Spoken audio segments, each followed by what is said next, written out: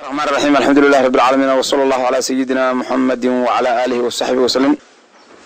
وما سين dadka su'aalaha soo weydiinaya waxaan markale ka jawaabaynaa su'aalihii soo weydiiyay Sheekh Shacwaar Xaashi. Sheekh su'aasha koowaad gabar baa waxay tiri ninkayga haddaan ku kala tagno wax ka yar 3 dalqadood macnaheedu waxay tahay hal ama labo anoo ogeyn ma isoo ceshan karaa ama sama dhihi karaa rajactu هدي سمايه محايق واجب الحمد لله رب العالمين والصلاة والسلام على سيدنا وحبيبنا محمد وعلى آله وصحبه وسلم. رب اشرح لي صدري ويسر لي أمري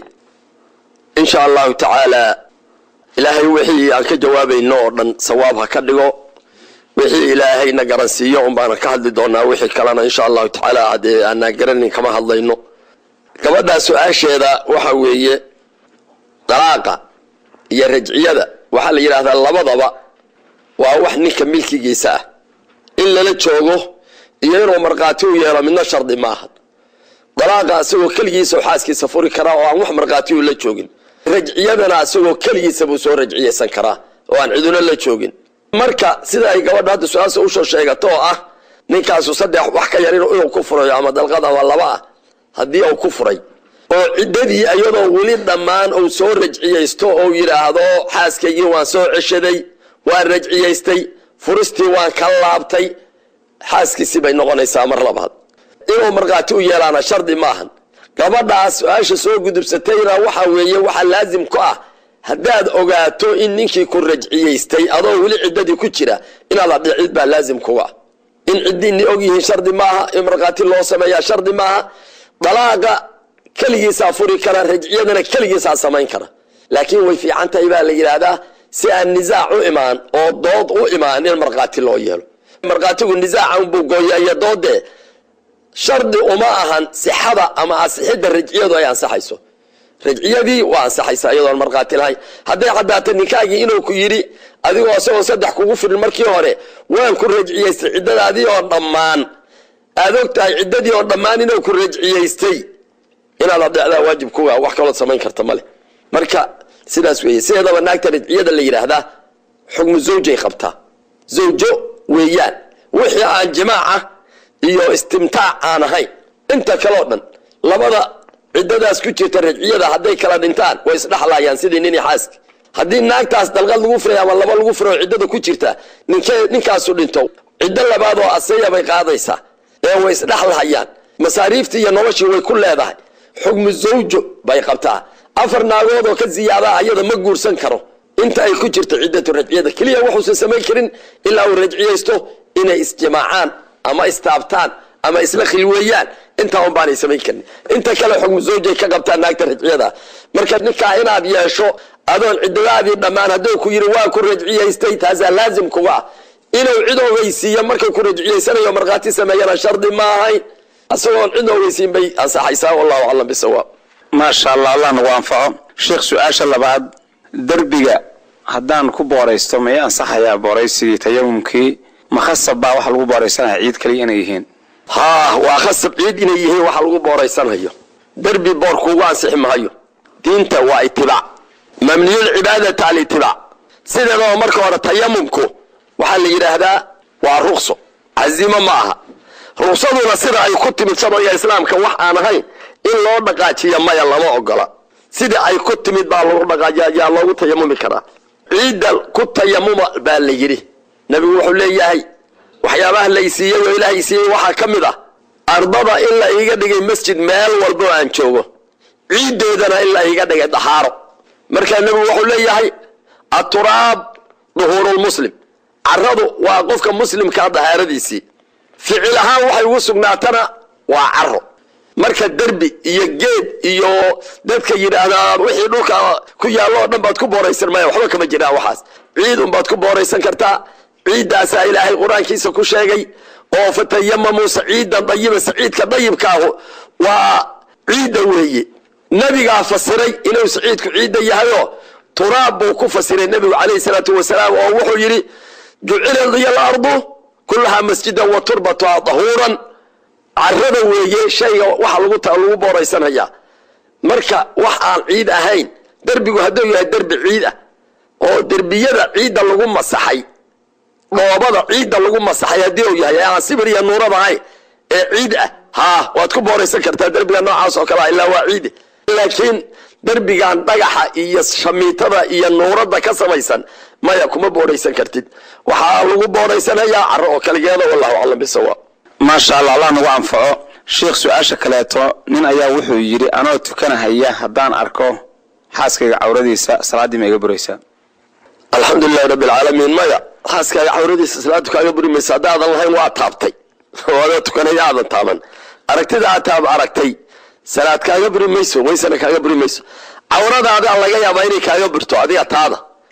oo markaas waxa weeye hadda sadrigii baa meesha ka baxaya asturkii qofkii inuu cawradiisa astura ay ahayd laakiin qof kale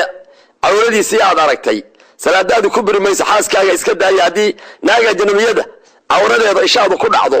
salaadaadu kaa buri mayso adiga xaaskaaga cawradeeda aragtideeda inaad aragtaa mamnuuc kaamaba ahno waa kuu banaanta waxba marka salaadaadii uma dhimayso wallahu aclam bisawaab maasha allah allahna waa anfaco sheekh su-aasha kaleet ninkan wuxuu leeyahay qofka nabi maxamed salawaatu rabbi wasalaamu caleyhi jaa'ife u geysanahaya diinta islaamka muxuu ku yahay ma muslim ba mase waa murtad alxamdulilahi wakafaa waxa weeye wax horta dadka cilmigale looga baahan yahay cilmi ahaan iyo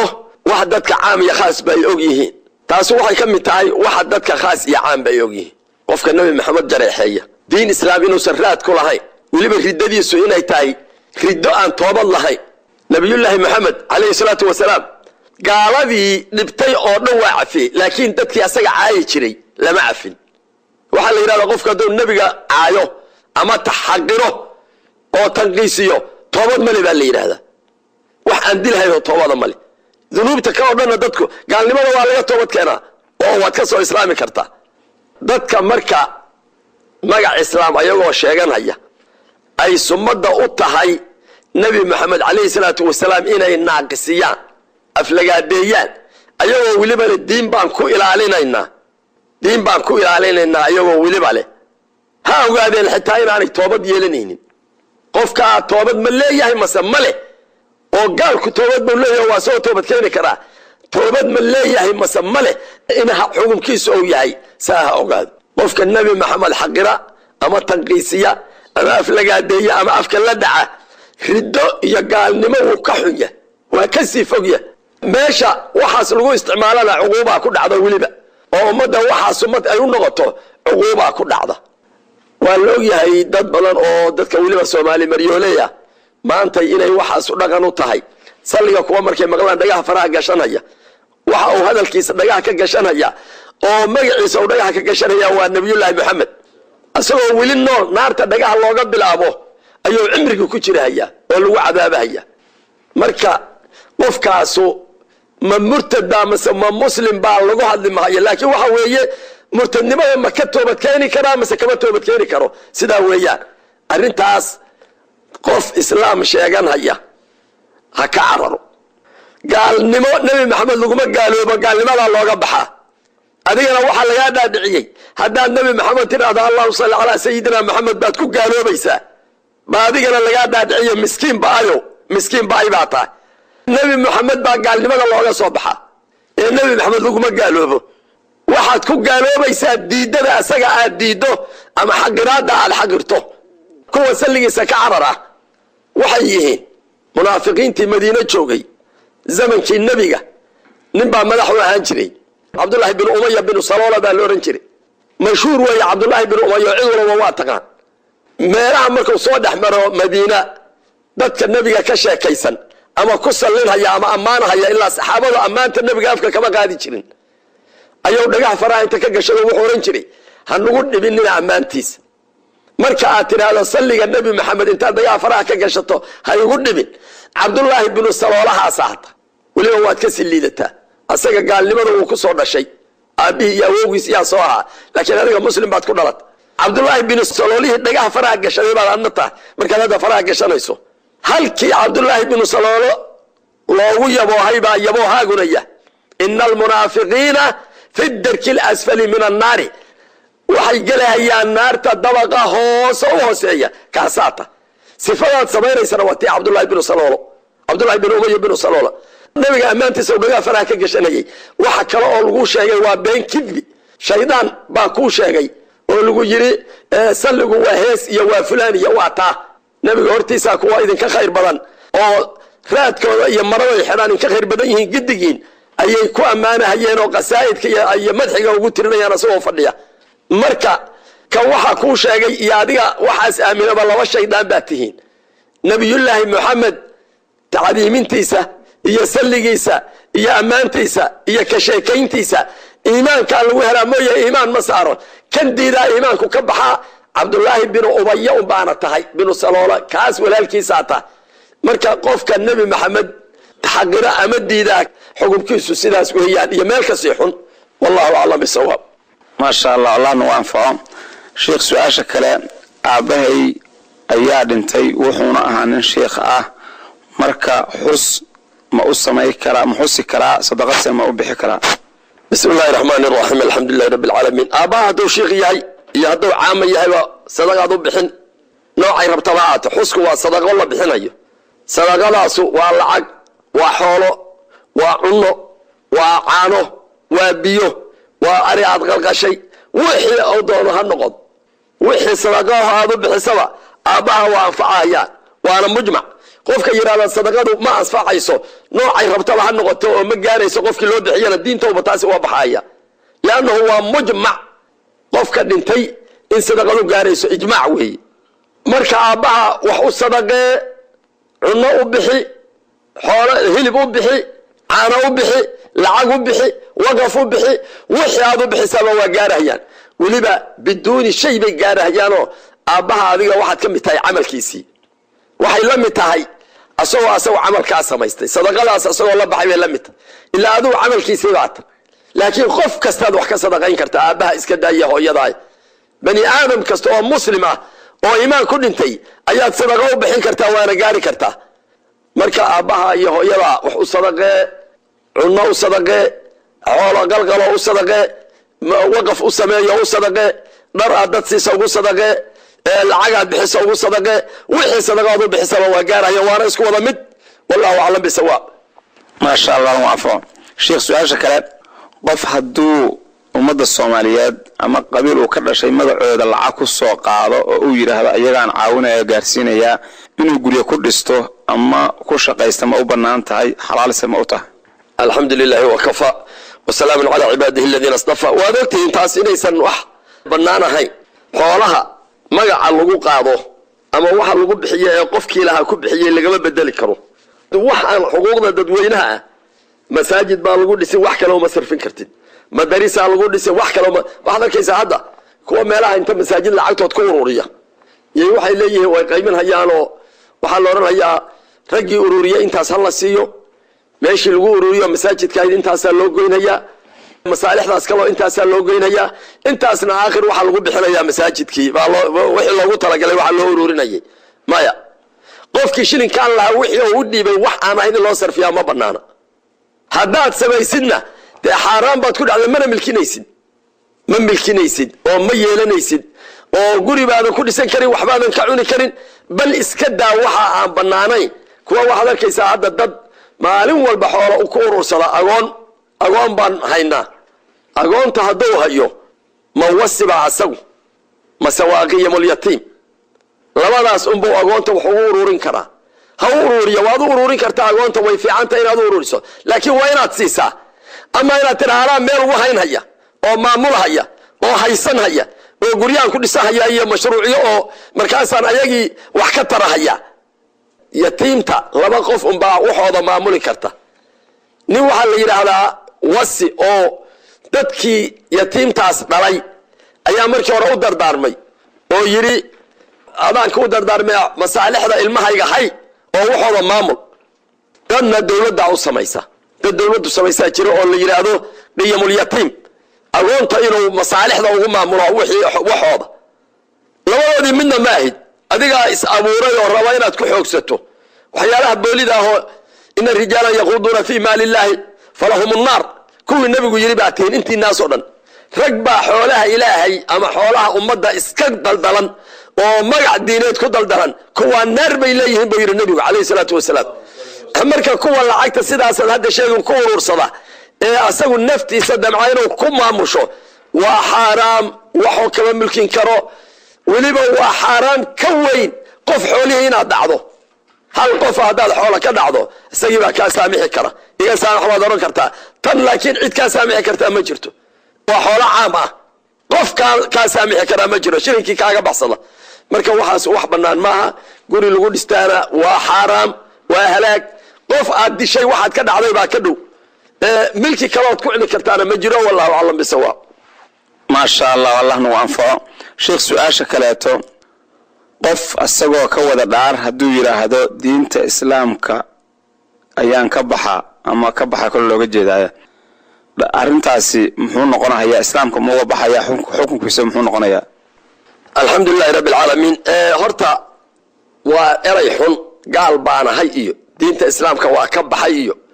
وحسدانا سمين مسلم ما هي وحاس أو بنو مدارته هذا الحوي أو قرنة أو آذ الأحوي لما الله كلا قال مركا حكم هل مركا الله الله هيو وحال يرانا إن قفكو إبعاد وجهدي وحانو نفتي سكفو غين هي إنو وجهدي إيا إنو تعليق وجهدي الله ولا سينغل هيا مركا وليا وحا هدان سميا قال بانا هدو وجهدو هدان وحا سميوا وقالوا بهيا أو تعليق وجهدو مركا بو قالوا بي إنو وحي سميا وقت الدنبابا lama sii sugi maayo hadeer buu gaaloobaya hadduu uga jeedo fogeyn waxaas uu iska fogeynayo ee tacliiq iyo inuu gaaloobo uu soo jeedinna waa dambi xun oo inuu ka toobad keenaa laga raba dambi weeyaan la yiraahdo waa inuu ka toobad keeno markii qofku waxaas uu yiraahdo waa hadal xun oo dambi ah haddii uu uga jeeday fogeyn waxa uu iskaga fogeynayo ha ka toobad keeno hadduu tacliiq uga jeedana diinta markaa hore ka baxaya marka dambe la sugi maayo والله أعلم بسواء ما شاء الله الله نو أنفع شيخ سؤال شكلاته وحيري من هدان استقالنا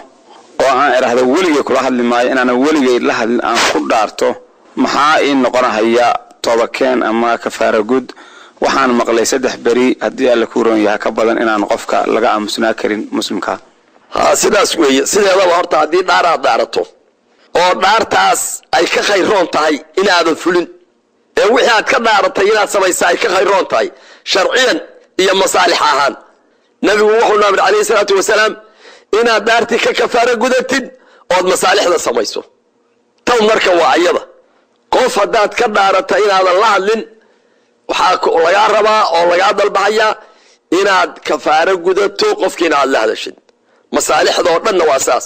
nabigu wuxuu yidhi sala allahu calayhi wasalam wax ku dhaaran mahayo oo aan arko waxa kale inay ka khayro yihiin ilaa waxa khayrka ah la imaan wixii aan ka dhaartana waa ka kafaara gudan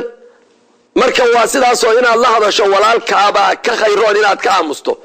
saddex bari ka badan qofka muslimka inaad ka hijrooto oo hadalka ka xiratana ma banaana hadaadan wax xireynin zajri waa qof mubtadi'a waa qof faasiq mujaahira fisqiga lala jahro khamriga dabada ku cabahayaayo zinadiiba uu daahirsan hayaayo fisqigiiba la jahrahaya kaasoo kalena asagana hadalka waa ka aamusi waanad ka hijroon marka qofka hadaadan dhinacaas diiniga uga hijroonaynin inaad ka aamusto saddex bari ka badan lama ogola hadaad sidaa ku dhaaratay waad kafaara gudanaysaa qofkiina waad la hadlaysaa sidaasaa ku khayroon kafaaradu waa kafaaratul yamiin waa taqaanaa waxa weeye 10 qof yaa waxaad siinaysaa 10 mud oo raashina ama 10 maro oo la xirto yaad siinaysaa saasaad marka kafaarad markaas ay kafaaradaadi sidaas ay noqonaysaa oo dhaartii oo kafaara gudanaysaa maryuhu waa maro la xiran karo nigis oo kale iyo kuma jiraan baa la yiraahdaa shaarku waa noqon sarweelku waa noqon go-u waa noqon macawistu wuu noqon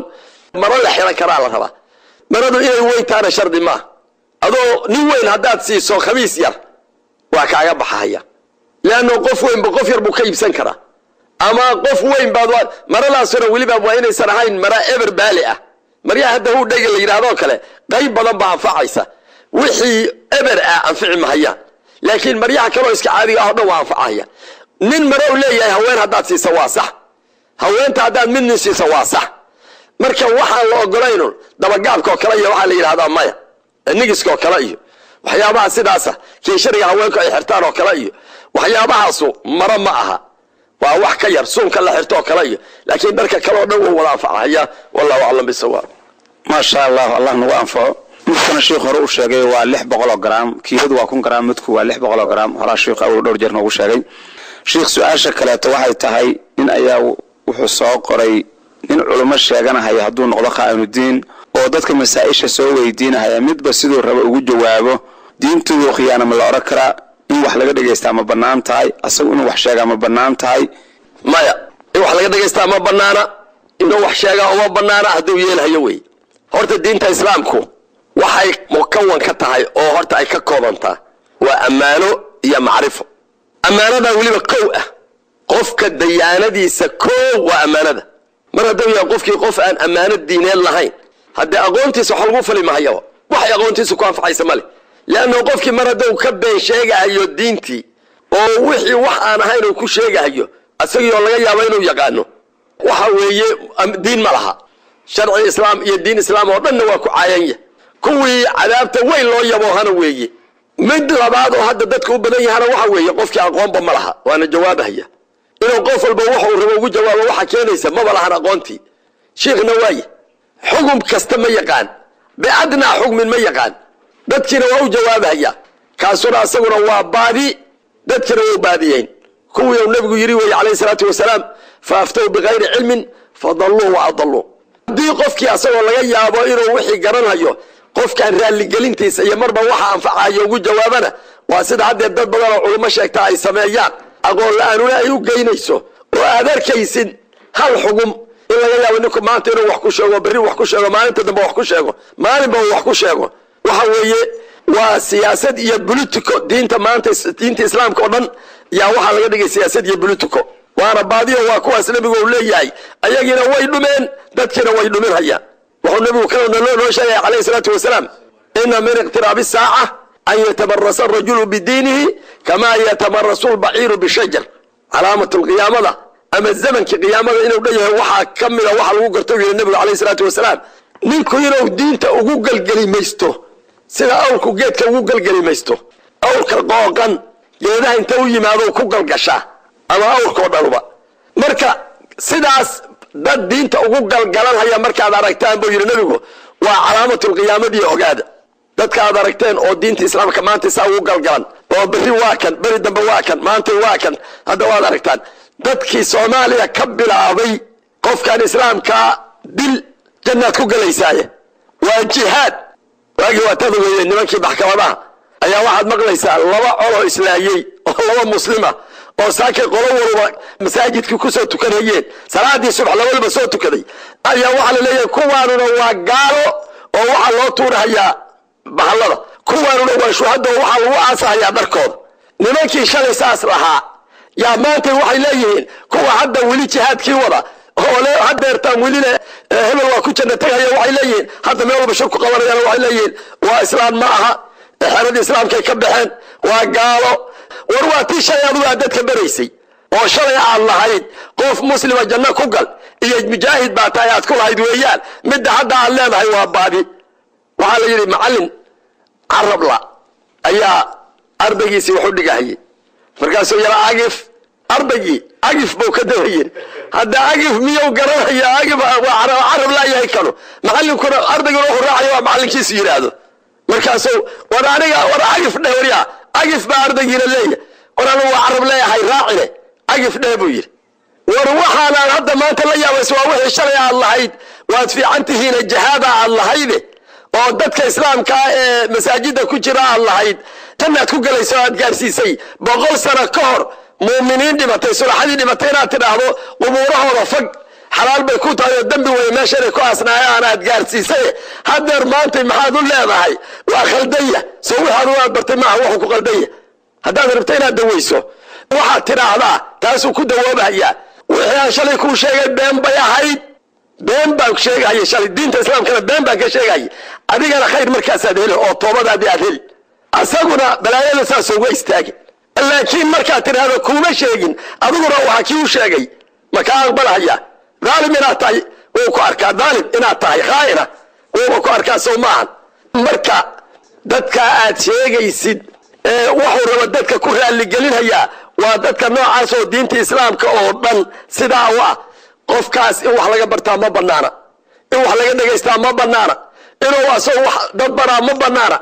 inuu wax akriyaa ma banaana. waana dadka aan lahayn sidiisaba manhaj iyo dariiq ma leh, diintiisu irti ma leh, raad ma leh, naqli iyo meeluu ka soo raray ma leh. keliya waxa weeye waa ugaarsi. waxaad ku arkaysaa qof walba sida uu rabo inuu ugu jawaabo waa ugaarsi diintiisa oo dhan, wax asal ma aha. marka qofkaas waxna kama baran kartid, waxna lagama dhagaysan karo, asna inuu wax fidiyaa ma banaana. wallahu aclam bisawaab. maasha allah. sheekh su-aasha kaleeto ninbaa wuxuu leeyahay ma banaan tahay anoo naagtayda dhunkooday inaan salaad galo kana weysaysan dabcan. marka waa xaasilku waa naag salaada ma joosa shalan ka jawaabna laakiin kelimad kale saas weey. haddaad wax faahfaahin rabto casharadii hore ka fiirso. naagta adoo salaada way kaa jabisaa, weysada waa kaa jabisaa.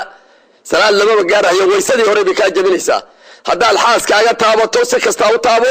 weysadaadii waa jabta. qofkii ku yidhaahdo inta xaaskaaga dhukatid salaad aadna cibaadadan buu kaa fasaadinaya. waa kii haddaan ka hadlaynay xadiidka dadka lagu baleeyo oo la yidhahda nabigu inta xaaskiisii dhunkaday buu salaadaaday ma sugna. xadiidka sugan waxa weeye nabigu asagoo sooman ayuu xaaskiisii dhunkaday, laakiin inta uu dhunkaday buu salaadaaday xadiidkiisu waa xadiid muctarid oo xadiid sugan ma aha. salaada xaaskaaga haddaad taabato weysadii waa kaa jabtay, soo weysayso, si kale ha u tukanin. wallahu aclam bisawaab. maasha allah. allah nagu anfaco. sheekh su-aasha kaleeto madaahibta afarta ah ma wada qabsan karaa mase waxaa khasab uga mid ka mid inaan gaar u qabsado? alxamdulilahi rabbi alcaalamiin. horta madaahibta afarta madhabood waa afarta madhabood oo islaamka oo mudawanka ah oo musbatka ah oo mutabaca la raacahaya. jumhuurulislaam waxay ku ijmaaceen in aan xugum madaahibul arbaca ka baxsan lagu xugumtami karin,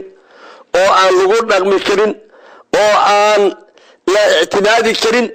oo qadiyad ahaan iyo fadwo ahaan iyo xugum ahaan midnaba afarta madhabood oo islaamka wax ka baxsan inaan loo dhaqmi karin ama lagu dhaqmi karin, fadwo ahaan aan la fadwoon karin, qadiyad ahaan aan lagu xugumtami karin ayaa ijmaac ah. marka afartooda madhabood mid kastoo aad tahayna waa madhab muthbit ah oo mutabaca oo ku korinhaya oo kuugu filan inaad noqoto nin muslima oo manhajkii islaamka haysta inaad tahay. waxaa soo haray waxaadan samayn karin iyo waxa aad samayn karto. waxaad samayn kartaa adoo maaliki ah inaad shaafici u gurto, waad samayn kartaa. madhabul maaliki baad ahayd, markaasaad dhammaantaa waxaad u wareegtay shaaficiya noqoto, waa saxiix, waad samayn kartaa. waxaadan samayn karin oon bannaanayn inaad tidhaahda xukunkan shaaficiyaan u qabsan, kanna maalikiyaan u qabsan, kanna xanafi baan u raacin, kanna xambali baan u raacin, oo hadba xukunkaas hadba qadiyadda aad rabto madhabka ruksaynhaya ama madhabka fududaynhaya aad tidhaha waa raacahaya, kama banaana. waxaana noqonaysaa weliba zindiiq baa la yidhahdaa, zindiiq diinlaawe. ilaa waxa weeye waxaa la yidhaha tagliiftii baad luquntaada ka saaraysaa. waxaad noqonaysaa nimaan mukallaf ahaynba. madhabkan wuxuu daruureeyey markaad ku raacdo, kana wuxuu daruureeyey, kana wuxuu daruureeyey. tagliiftii iyo culayskii oo dhan iyo awaamirtii iyo waajibaadkii ku saarnaa iyo faraa'ishii iyo mawaanicdii iyo nawaahidii oo dhan baa luquntaada ka baxaysa. saasaa waxaa la yidhaha qofku wuxuu noqonayaa nooc munaafiqa buu noqonaya ama munaafiq buu noqonaya hadduu yidhahdo afarta madhabood yaan marba midii ii jilicsan aadahaya. laakiin inaad tidhaahdo madhabkan adoo aha kaa kale waa u wareegahaya way kuu banaanta. waxaa la rabaa inaad madhabkaas ahaato meesha adag. iyo hadda maalan salaad baa la soo qaaday, waysadii markaad tidhaahdo maalan madhab baa waxay ogoshahay in ninkii naag ajnabiga taabtoo ku dhaca aan kas u taaban inaan waysadiisii burayn, yaa madhab ogoshahay markaad tidhahdo maalan. marka horeo la weysaysanayo madhabta kule naagtaas ajnabiga haddaad taabato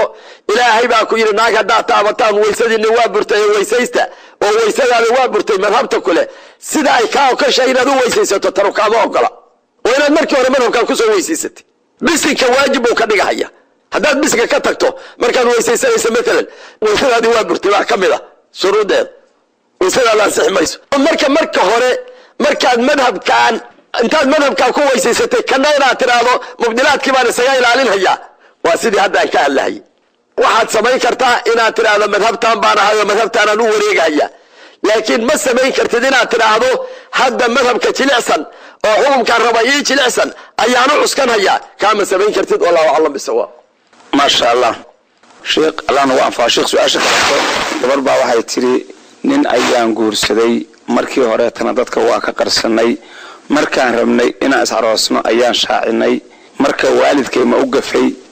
mase qalad baan sameynay oo nikaaxina qalad ayaa ku jira sheekh fadlan iga jaahil bixi alxamdulilaahi rabbil caalamiin nikaaxa horta islaamka waxaa la rabaa inuu ku ahaado dariiqii islaamka nikaaxaagu dariiqa islaamku gabadha tasarufkeeda wiilkoo kalea ilaahay ka dhiga markay kaa gaarto waxeeda ayadaa gaban ayadaa bixin ayadaa ismaamulin keligeed bay meel degin waxay rabto tasarufkeeda ayadaa leh laakiin nikaaxa ilaa waa laga reebayoo weligeedaa lala wadaajiyey aabbaheed iyo walaalkeed iyo dadka weligeedaa ayaa lala wadaajiyayoo nikaaxu shahwo ku tacalluqaa baa la yidhi gabadha doorashadaa ka lumaysa rabitaankeeda shahwo ayaa wuxuu ka qaadahayaa doorashadii ninkii munaasabka u ahaa inay guursato laakiin beeceeda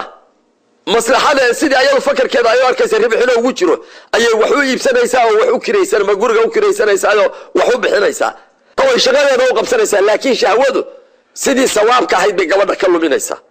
meelaan munaasab ahayn bay ku ridaysaa saa daraadeed baa weligeeda lala siiyey oo sharciga islaamku gabadha weligeeda uu la siiyey guurkeeda marka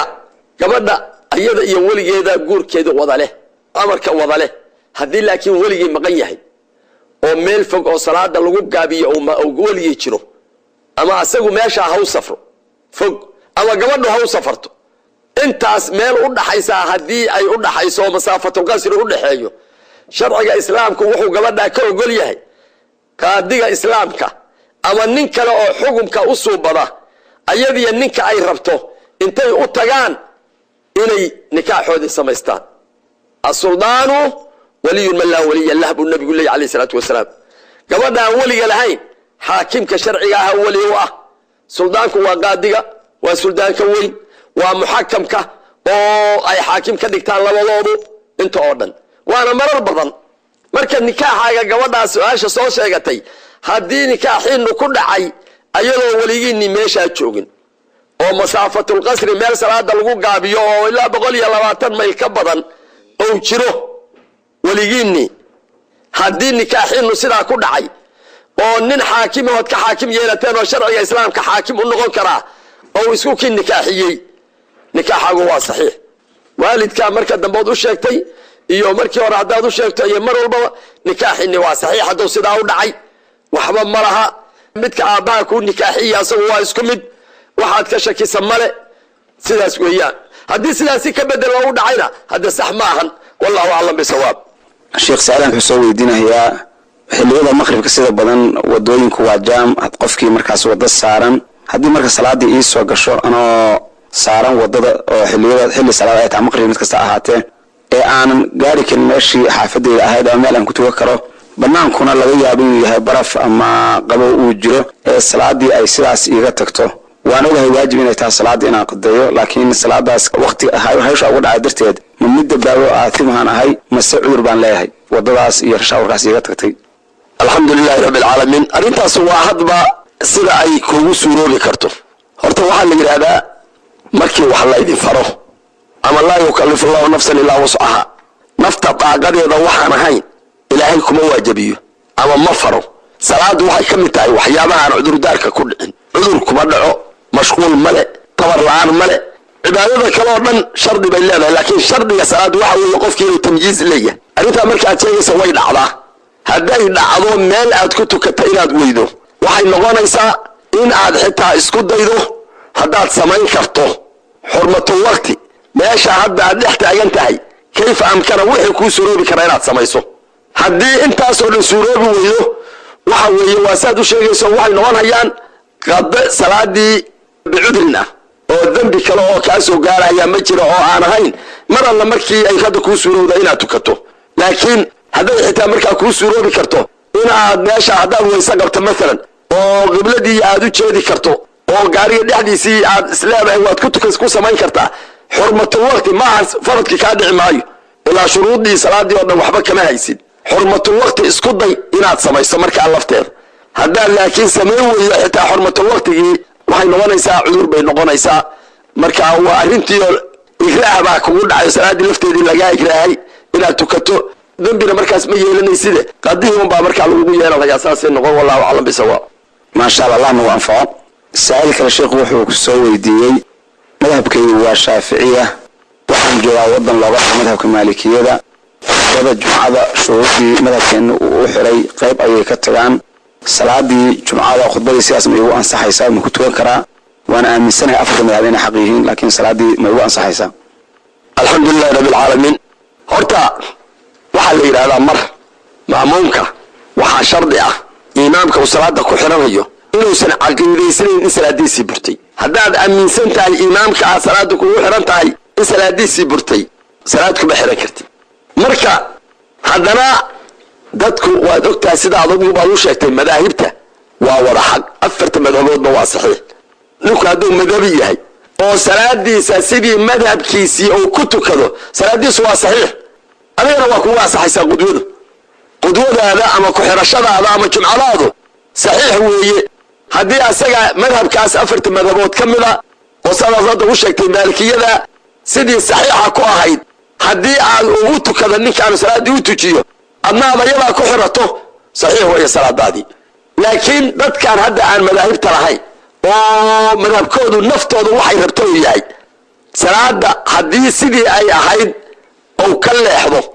oo sidaan ayagu hadda ay sameeyaan oo wax walbaba iska ay sameeyaan maya kuwa ansixi maysa khalfigiisa leannahu ninkii ma ahan salaad saxiixa ma ahan kan salaadiisii waa saxiix laakiin kan salaadiisii saxiix ma aha ictimaad ma leh wuxuu cuskisan yahay ma jiro wuxuu itibaacay ma jiro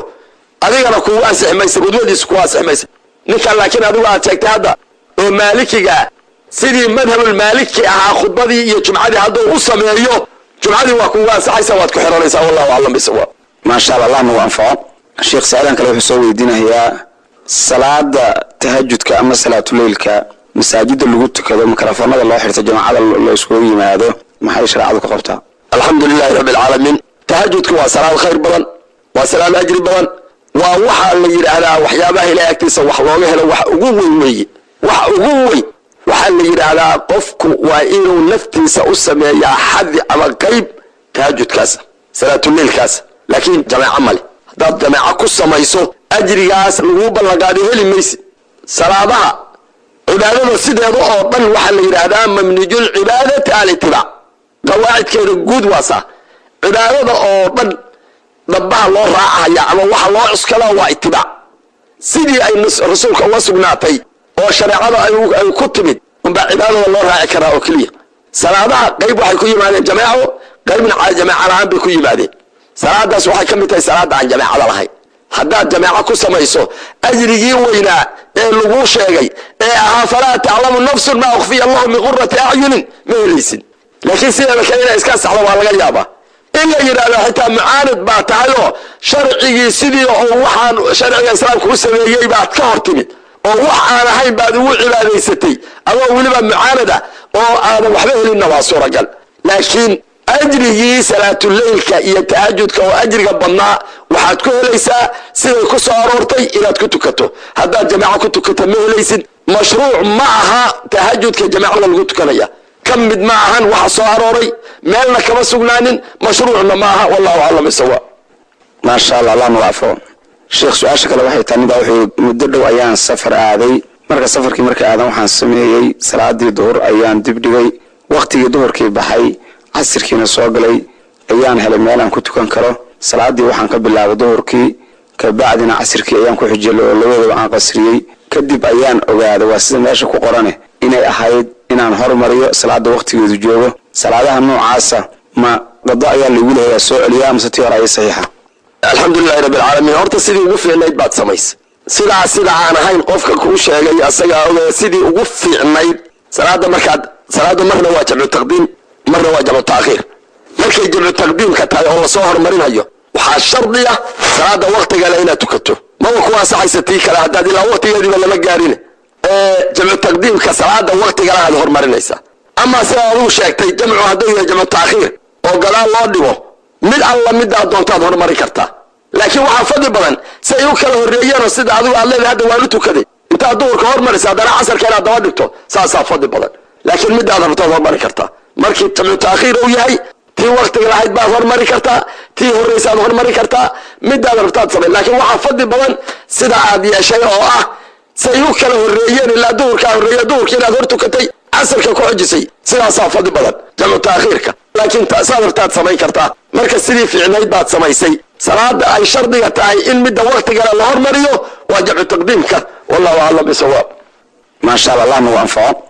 saa'ilkan wuxuu leeyahay war badan oo soo qoreeya sheekh waddankan intaan imaan ka hor waxaan qur-aanka yaqaana oo qur-aanka xaafid ku ah kabacdi shaqo iyo waxbarashadan maadigaan ku mashquulay qur-aankii waa iloobay sheekh iisoo ducee toobakeensa maxaa ah qur-aankii aan soo xifdiyey haddaan inta adduunyo ku dayacay aan ilaaway maasha allah waa lagu ducaynayaa laakiin hadda adigana waxaa la rabaa qofku wuxuu is yeelo way ka duwan yihiin waxa sida kale ugu yimaado qur-aanka haddii ilaahay ku baray qur-aanku wax fudud maaha wax la yska baran kara maaha qofka ilaahay qur-aanka inuu xifdiyo oo u taysiiriyey nicmo aan ciino heli karin baa ilaahay siiye qofkaas oo wax heli kara la arag kafaaro kale male baa la yidhahdaa qur-aanka halmaankiisuna waana kabaa'ir waana halaag qur-aanka halmaankiisu demb toobad kalena ma leh asagii oo aad qabata maahane marka haddii uu kaa dhumo xifdigii can dahrilqalbi ahaa kan akhriska kitaabka ah oo kitaabka qur-aanka aad ka dareeri karto iyou kaa dhumi haddii kaasu kaa dhumo khalaas wax kale oo toobahood leedahay male toobadaadu waxa weeye haddii xifdigii kaa dhumo ee aqoontiisii misxafka ahaa waa inaanu kaa lumin ood aqoontii misxafka ayd ilaaliso hadday dhacdanay taasu kaa lunto towbadaadu hadda inaad kow soo bilowdo ood cashar usoo bilowdo sidii waagaad ardayga ahayd sidaa weeyaan laakiin haddaad kitaabka ka akrin karto haba kaa fakada midkii dusha aad ka haysaye waad fiican tahay weli dembigaas waad ka runtahay weli waa fiicanta marka toobad kale oo aad leedahay ma jiro qur-aanka waa in asagii aad soo celisaa haddii uu xifdigiisi kaa fakaday laakiin aad jaamaca ka akrin karto jaamaca inaad ka akrido sidaa u hay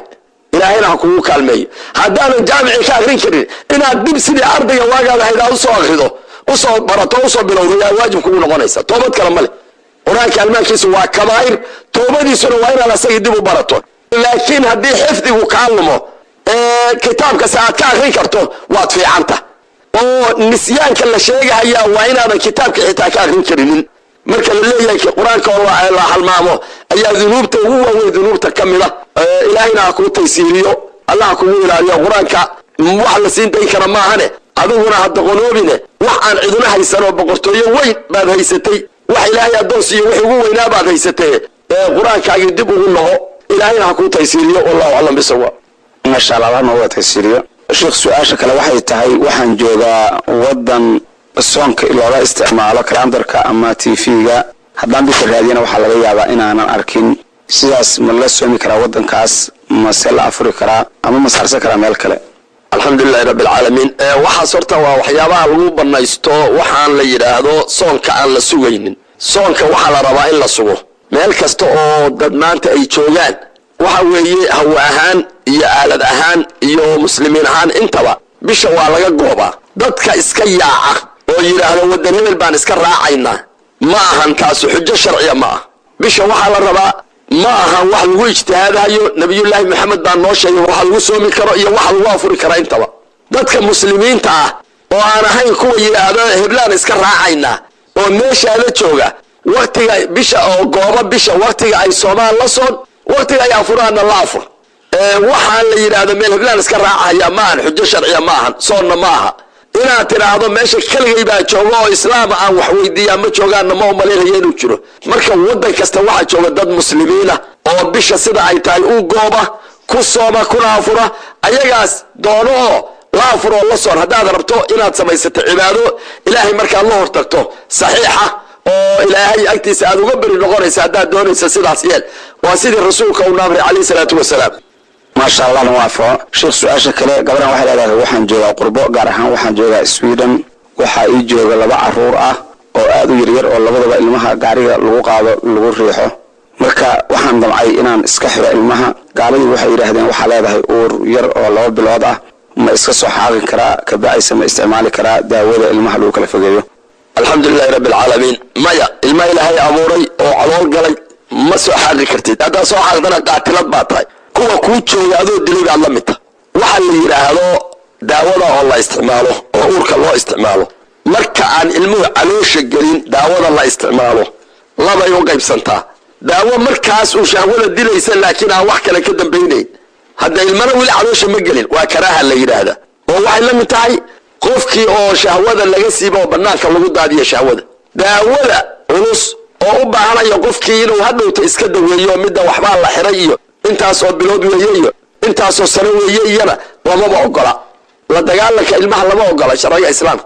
ilmaha la rabaa in loo dadaalo in la abuuro ilmaha ay abuurmaan oo ilaahay keeno sidii ilmaha loo badin lahaa adiga laga rabaa laakiin sida ayaga looga dagaalami lahaa maya kuwa caloosha ku jira hadaad soo rido kuwa nool dishay la mid ma banaana xaraam weeye waa ilmaha iyo dishid waxay la mid tahay weydal mawudatu su'ilat bi ay dambi qutilat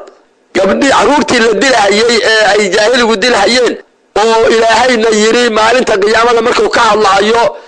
ilmihii yaraaye la dilay maalinta la isweydiiyo sababtee loo dilay tiibaad noqonaysa marka ilmahaas iskama soo ridi kartid ma taaban kartid midda ma iska xiri karaa markaa ka bacdi haddii dhakhtarku yiraahdo caafimaadkaagu ma suroobayo ma aha ilmo badan lama ogola ma aha taas ku banayn maysa inaad daawo isticmaasho ee caafimaadkaaga khatar hadduu noqdo unbaa dariiqaas dhakhtarku kugula taliyay badbaadadu inay ku jirta aad mari karta laakiin inaad tidhaahdo ilmaha oo dhan baa igu badan hayo oo waddankan aan joogo ilmo badan lama ogola wadamada fiiri aan muslimka ahayn marka lagu ogol yahay inaad ku noolaato oo aad deganaato waa markaad diintaadii wax gaaray laakiin markaas ka bacdi inaad soo tagtay noqonaysa marka waddankan joogaan la ii ogolayn ilmo badan ma ku noqonaysa cudurdaar ilaaha ku noqon mayso haday dhacdo in la yiraahdo qofkaas ilmuhu khatar bay ku jirtaa nafteedu oo ma suuroobi karta dhinaca dhakhtarka marka baad ilmaha joojin kartaa ma aha kuwa hadda ku jira caloosha ku jira hadda ma taaban kartid ilmahaaga banaanka joogo oo aad dishay oo kale weeye ma banaana mana dili kartid haddaad dishana ilmo noolo dishay weeye maradu caloosha galay wallahu a'lam bisawa ma sha Allah ma anfaco sheekh su'aasha kale waxay tahay haddii u taabto ay qalalan ama aan qalanahay oo labadan uu qalayahay asna u saqoyin aan qoynayn ma injaasaynaya alxamdulillahi rabbil alamin maya qoyaan baa shardiya labadiina jirkii oo mid qoyan yahay inaa istaabateen baa shardiya ama carabka iyo afka oo kugu taabto ama jirkiisa oo qoyan ama oogadaada oo qoyan ama maradaada oo qoyan aad ku taabato hadaa qoyaan jirin nijaasa ma jirto sidaas weeye wallahu a'lam bisawa ma sha Allah kaana su'aalaha Allah nagu anfaco sheekhna cimrigiisa Allah dheereeyo wa mahadsantiin wa salaamu alaykum wa rahmatullahi wa barakatuh